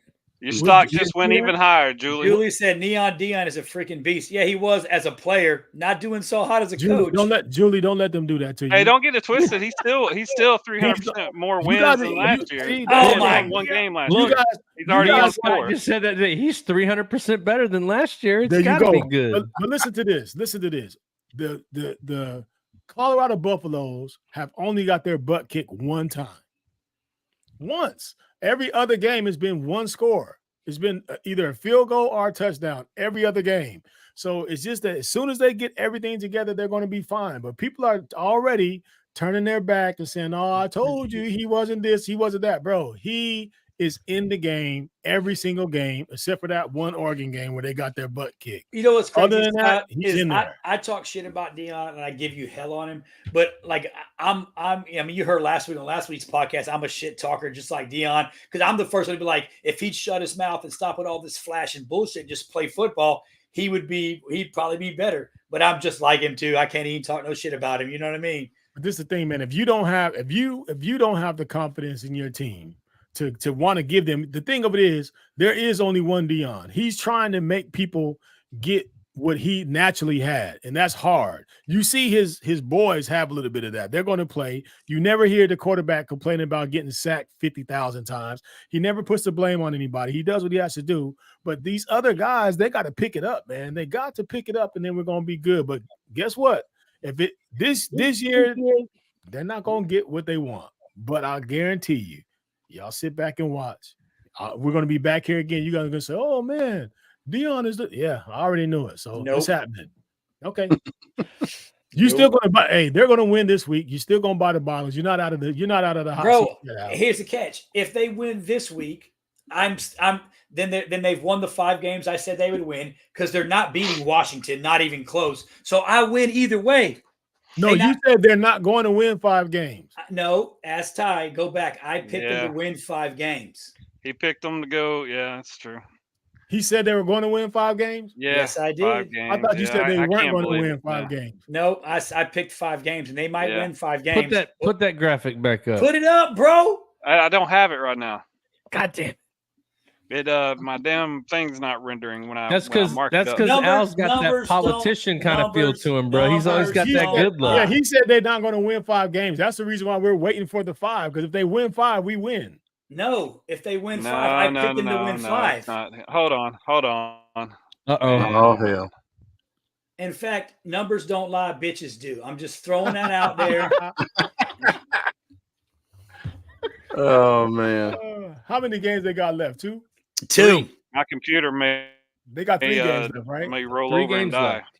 Yeah, we're fine, man. We're gonna be okay. But remember how winning works. The closest gator to the boat wins. So if they win 6, you pick 9, Ty pick 9 or 10, Matt pick 6 or 7. That ain't how that works. I just need them to win 5. I don't even care how many wins they get at this point. I just need to get enough wins to get a present in the mail. I just need to get 5 wins. So if I win, what do I get? These nuts. Oh, I don't like. Well, hey, Sailor, I'm all about them. I'll take that, Sailor. My daughter is kicking the floor up there, bro. Look. Julie said you got a whole bunch of things coming soon. There you go, Al. There you go. Yeah, you know what? Hey, we're gonna get you a T-shirt to say that. Yeah. Done. I like that. My favorite phrase: E equals R, baby. Effort equals R. And recruiting, I used to say something all the time too. And Matt used to fucking kill me for it. Pressure bust pipes, motherfucker. Pressure bust pipes, motherfucker. No, my favorite saying is put an egg in your booty and beat it. That's my favorite. Pressure bust pipes. No. That pressure burst pipes. Every time Al was in a ranking board, right? We'd be trying to figure out who the number 1 guy is. And Al's arguing. And every time they would say their guy was better, I would be like, pressure bust pipes, motherfucker. My guy's over in wherever. He's got no help. He's got nothing. Your guy's in this area. There's walk-ins, all this bullshit. He's like, pressure. And everybody they'd get quiet. I'm like, what's going on here? All right, so let's go ahead and get these things out the way, man. I done went on my rant about Al's first. No cheating. No, I went 5-0. He's first. That's how y'all did me when I went 5-0 last week. Oh, who went 5-0? Ty. Ty. Oh, yeah, sneaky, bro. He went against his team. I thought Ty didn't pick Georgia though. No, Ty picked Georgia. He's smart. I picked against my boys. I picked against my team. I picked all correct games. I can't help it. 5-0, baby. Hey, winners win. Yeah. All right. Shit, this is gonna be good. This is gonna be fun. South Carolina. So they're playing the Gamecocks. UK's playing the Gamecocks. Yes, sir. Yeah. That's gonna be a tough pick right there. What'd you do? No, it's not. Are you going? Did you do Texas A&M already? No, you're going Ty, you went. Look, I'm on the bottom. I'm on the bottom of the barrel. Stays ahead, bro. Yeah, Al waits for everybody to pick, and he's like, "That sounds good. I'm gonna go with that." So I'm with a that being the case, country boy from Georgia, bro. I ain't smart, but I know how to follow the lead. You know how to cheat on a test. We know that's how you fucking pass the ASVAB. I'll go first. I don't have no. You already know. I don't have no. I got no problem either. Yeah, go ahead. All right, Scott. Check this out. I'm going to take Abilene Christian, Texas A&M, because they're going to win this game. Colorado's going to beat Washington. Don't you laugh like that, brother. Sorry. Oh, it hurt. My sister's on this podcast. I love your sister too. I do. I don't say shit. Colorado, I'm saying it with my chest. Colorado's going to beat Washington. They're going to get it. Georgia is going to beat Tennessee. And Kentucky and South Carolina. Damn it, bro. I know. Man, I think you guys do this on purpose, bro. You set the stuff up on the left-hand side just for me, Ty. You do this all the time. You do this on purpose. I'm going the whole left side again. Well, I mean, the left side is like our people, left. The left side is Matt, so it always stays there. Move it on your left, Southpaw. I'm looking at this from a producer perspective. To my man, Matt. I'm rolling with you and your Texas A&M crew. To myself, the one and only DJ Royalty, and my man Coach Prime, and my sister Crystal Banks Thomas in the house. I'm rolling with CU, like I'm saying it with my chest. For my man Al Hero, who don't even want to give me no love, that's been wishy-washy with me, I'm still riding with my brother. I'm going Georgia. To my man Coach Ty in the place to be. When you say Ty, you know why. UK all day. We going the blue side on the left side, and I'm going FSU, not because anybody else, because my man, what you talk about, Willis, is on the podcast with me. I'm going FSU because I can tell by the way he's leaning that that's where I should go. Oh, shit. Well, they're playing a high school, so I'm with you on that. There it is. Love you, sis. All right, who's next? I'll go. Go ahead, TY. Abilene Christian. Definitely A&M. I'm going with Colorado over Washington State. Okay, my man. I got Georgia because I don't like Tennessee. Let me tell you a funny story real quick. So I'm from Kentucky, from Corbin, Kentucky. But when I was stationed at Fort Campbell for 10 years, my car got registered in Tennessee. So I got a Tennessee license plate, even though like 2/3, most of it's called Fort Campbell, Kentucky, but most of it's in Tennessee. I didn't even like having a Tennessee license plate. So I can't pick Tennessee for those reasons. So I go with Georgia. And then, of course, Kentucky is going to beat South Carolina. Between the hedges, and then FSU is definitely going to destroy North Alabama. So I have no chance of moving ahead because Ty is doing the exact same thing I'm doing. No, sir. No. Matt's going to do the same thing, and so is Al. I guarantee you, everybody's going left side. Everybody's going left side. Have to. Raise your hand if you're not going all left side. I see you. Okay, Willis. Okay, all right. Go ahead. That's because Al's going to take Washington State, bro. You already know. Yeah, he's not. I understand. That's okay. You already know. He's going to lose. So it. I'm going to take A&M because now we're going to play real football. Jimbo's gone. That's all I'm saying. Go ahead, Washington. Go ahead and I'll say take Colorado. Okay. Bro, I believe Colorado's going to win a game before the end of the year. I'm already in the barrel. We're good. Right. Colorado's going to win. They're playing Friday night too. I really want to take Tennessee, but Georgia's playing good right now. But I'm still going to go Tennessee. I'm taking Tennessee. I'm taking Kentucky, and I'm taking Florida State. Yep, you're all left side for sure. Go ahead. No, I'm not. I took Tennessee, bro. You took Tennessee over Georgia? I did. You stupid as fuck, bro. Why? Bro, they just put up like a fucking 50-something points on Ole Miss. Did they? But that's not Tennessee. Ding, ding, ding, ding, ding. The pick is in. No, I'm good with it. I think they're going to win. I'm going all left side. All right. I mean, that's an easy pick. Washington State is fucking, what are they, 4-6 as well? Yeah. So this would be their 5th win, and they lose the rest of the season. Y'all just going to keep me. Y'all going to keep me in the ball of the bear. That's okay. But I'm with it because I'm good with having these dubs, and then the week after is really going to go down. Well, I mean, worst case, Matt wins one that we don't, and he's still the fucking bottom of the fucking totem pole. Nah, bro. I'll be 3rd place then, dude. Calm down. We got to let Willis pick. Let Will pick. Oh, shit, yeah. Big Will. Oh, my bad. right, Sorry, Willis. no, you're good. Texas A&M. Yep. I'm gonna roll with Dion. All right. Oh God, I hate Tennessee, That's but right, I want to see baby. Georgia. Don't do But I it. want to see Georgia lose. Everybody does. So I'm gonna go Just because you Tennessee. pick them doesn't mean they're gonna. Oh my gosh. Okay. Okay. Here we go. See? I'm a Cardinal fan, I got you. and I hate Kentucky. Oh my gosh. So I'm going South Carolina. You're Shots never fired. invited back ever again. Shots fired. And Shots fired. I want to see FSU lose because they are ACC, but they're going to beat North Alabama. Yeah. No, you should just go ahead and take North Alabama, bro. You And already Abilene going Christian. 2-5. You good? Anything can happen. Anything can Oh, happen. your wife said you could keep your ass in the basement, bro. Yes, Yeah, sir. yeah. Yes, sir. Ain't And gonna so be you- no you slow picked loving FSU, tonight. right? Yeah. It's gonna be fast. Ain't gonna be slow. Hey, tell Julie to give us her picks. Who you got, Julie? Hey, she'll Put give your you some picks in the picks. chat, Julie. She'll probably go all left side, knowing Julie. Yeah, that's been the Now, y'all popular don't pick have for one of our my pickers game all on year. there. Y'all don't have my game up there. Hey, Andrew Sharp. What's your where you game? been, Oh, bro? you What's damn this? right we don't have your Louisville, game up Miami. there. Yeah, that doesn't matter. Neither one of those teams are running for anything. It's okay. Hey! Now Louisville's matter. what Hey. ranked number 9th in the country. Are I'll tell they? you what. Yeah, I don't want Louisville to Louisville. win, but I want Yeah. them to beat everybody else they play. I'll give you that. I used to love it when what's his name played there. I can't even remember his name. Come on, bro. Lamar Jackson. Let's go. No, before it was but that's not who I'm talking about. Before him, when Before Petrino him? was there.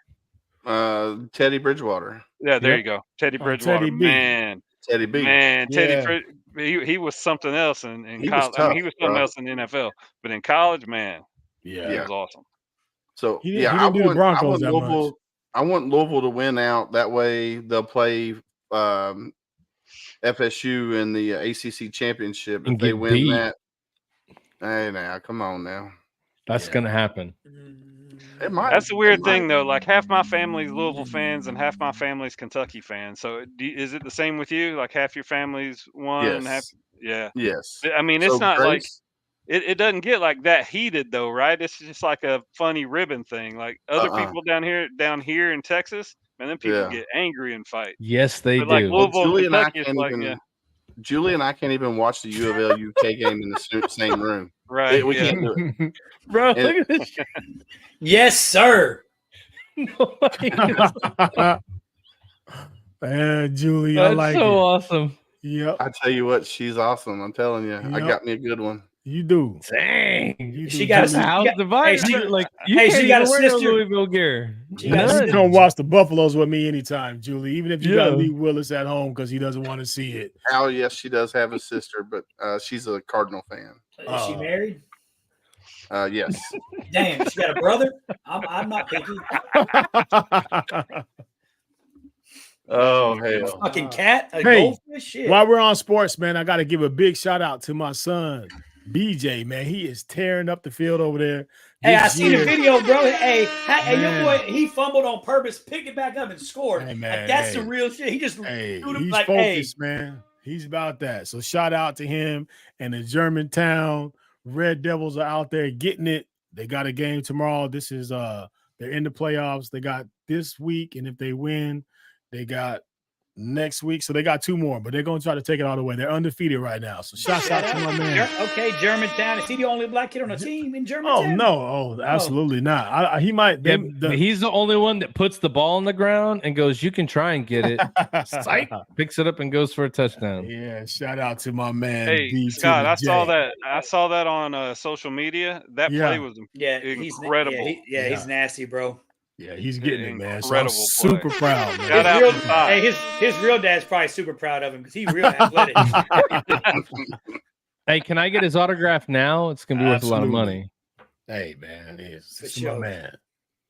Yep. Yeah. Thanksgiving special. We got the guy that wrote the book we talked about earlier, Rocco Vargas, coming on next week. We get to learn a little about him, talk about his book, promote his book signing. That's one that you guys want to tune into for sure.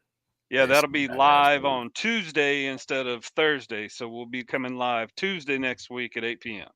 Man, if I met him in a dark alley, I'd probably turn around and if you met him in a dark alley, it's a bad deal, man. I'm just gonna tell you right now, it's a bad day. You gonna get darker. Hand jobs because I ain't gonna fight him. How do you feel about a dry tuggy, bro? Don't punch him. You know what I'm saying? Yeah. Oh shit. That's a badass dude, man. I got a lot of respect for that dude, and just listening to that book, man, I'm excited. A lot of the sentiment I want to convey, like with the podcast, is veterans that transition from a long, like a 15, 20-year military career, transitioned out of the military, and then became a veteran business owner. So Quentin Smith was a first sergeant I served with. We deployed together 3 times, and he transitioned out of the military, had all the issues that one could have while transitioning out of the military, and then became a successful business owner. So we'll talk to him. Oh yeah. Okay. Sorry. I was. So this is. He was actually my high school baseball coach. Is one of the reasons I actually joined the military. He stayed on my ass pretty hard. As a coach. And hey, watch your tone. You said he stayed on your ass pretty hard. He was in the Air Force. I was on his ass. You know what I'm saying? I'm just saying. But, he did play baseball, balls and strikes. You know what I mean? Yeah, man. It's a podcast, man. People hear what you say matters. He was a phenomenal coach, phenomenal mentor. He was in the Air Force for a long time. He's a pilot in the Air Force. Got out, transitioned to civilian life. He's authored a couple of books. They're up there right now, Pell Horse, and he's done quite a couple big things when it comes to being an author or just some other stuff. So I'm glad you got him off your ass pretty hard. I don't mind it. As long as he pays the bill, bro. Keep his lights on in his single wide. Motherfucker. Hey. My internet keeps going out because my neighbor must be changing the Wi-Fi password on me and shit.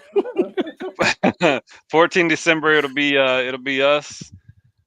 21 December, Larry Driscoll. Producer note here, Al is delinquent on getting me some information and some. I got you. I want to apologize. I'm always delinquent, whatever. But Larry Driscoll is phenomenal. So he was in the Navy as a security officer. He was in recruiting for a while. But prior to that, he was an NYPD police officer.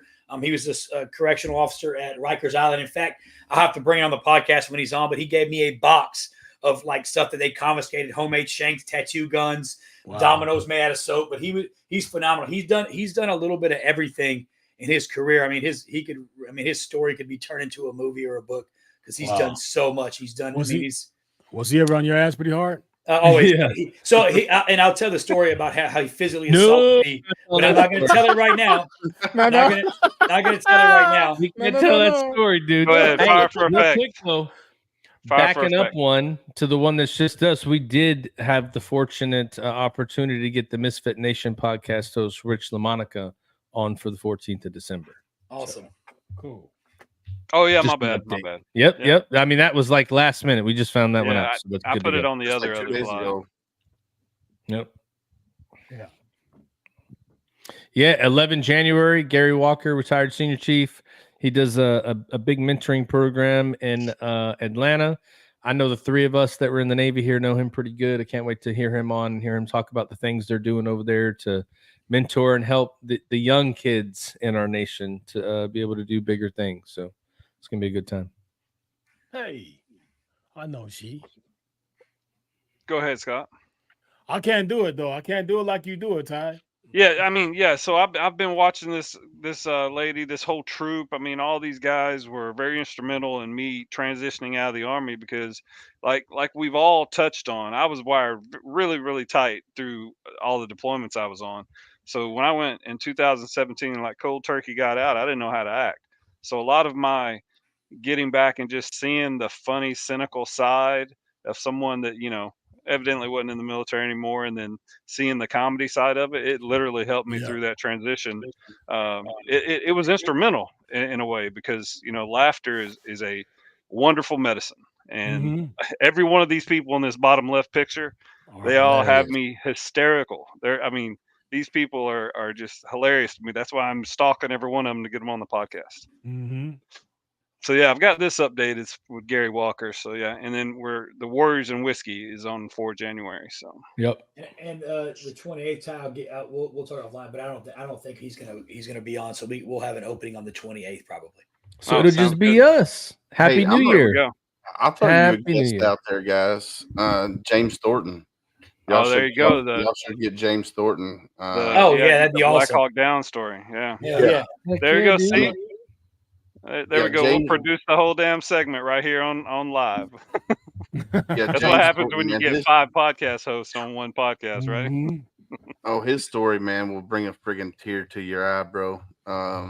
If you want to see it, go to warriorrounds.com and you can find James's video on there.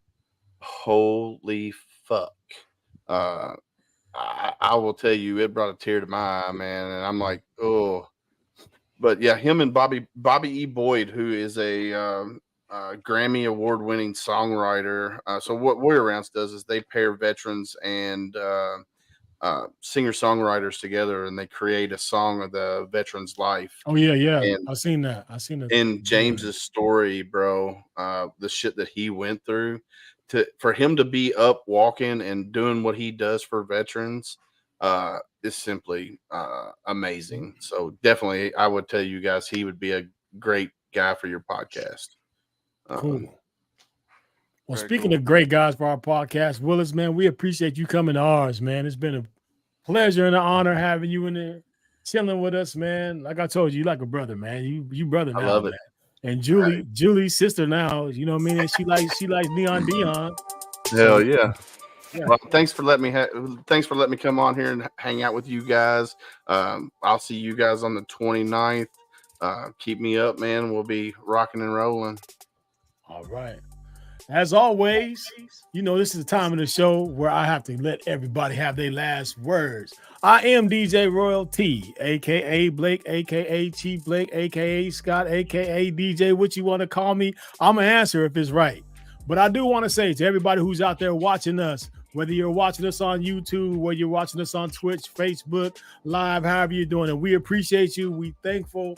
We love you. Keep on coming back. Keep on watching. We hope that we're entertaining you. So like, follow, and subscribe to our channel. We are the Triple Threat Vets. Bring my boys back in so I can see if they have any last words. I'm going to go ahead and start with my man right there, my man Al Hero in the building. Do you have anything for the people out in the world? Nope, love you guys. I appreciate it. And I just want to touch on Andrew Sharp commented that his roommate is a poser, pretending he was serving in the military, but he didn't. He wears an Afghanistan hat. My advice to you, Andrew, is smack that motherfucker off his head, because that's how I do his ass. Yeah.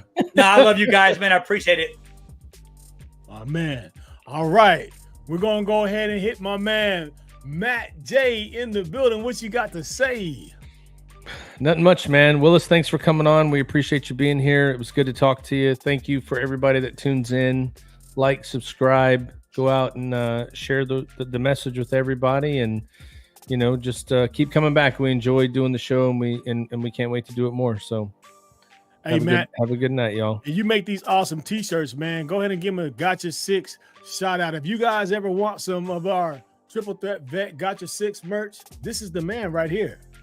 Yeah, so if you tune in, probably next week or the week after, we'll have some stuff up for the podcast. We've got some shirts on sale on the website right now. $10, free shipping comes your way. We got some new stuff coming down the pipeline. Becky is in the lab working on Becky. a lot of stuff that's coming out, and you guys are going to like it.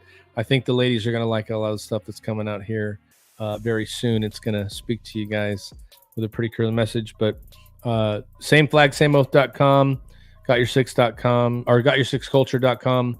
Go to either one of those two. You get to the website. You can purchase. We do custom cornhole boards too. If you want to set for Christmas, you got to order them by December 1st, or you're not going to get them on time. My man. All right.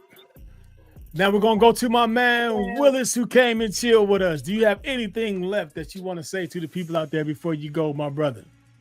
Yeah, I just want to say, everybody, reach out to somebody if you're in crisis. Reach out to a brother, reach out to a sister, reach out to a stranger. 988 star 1 or pound 1. And like I always tell everybody when I end my podcast, stay safe out there. We got your 6. My man. And to the man behind the scenes that makes everything work, my coach, my brother, my mellow fellow, the wax poetic genius, TY, what you got to say to the people out there? I'm just happy to be here. I love doing this. Still looking forward to it every week. You know, I'm in my new little office here. Going to try and make this look cool for the little podcast and everything.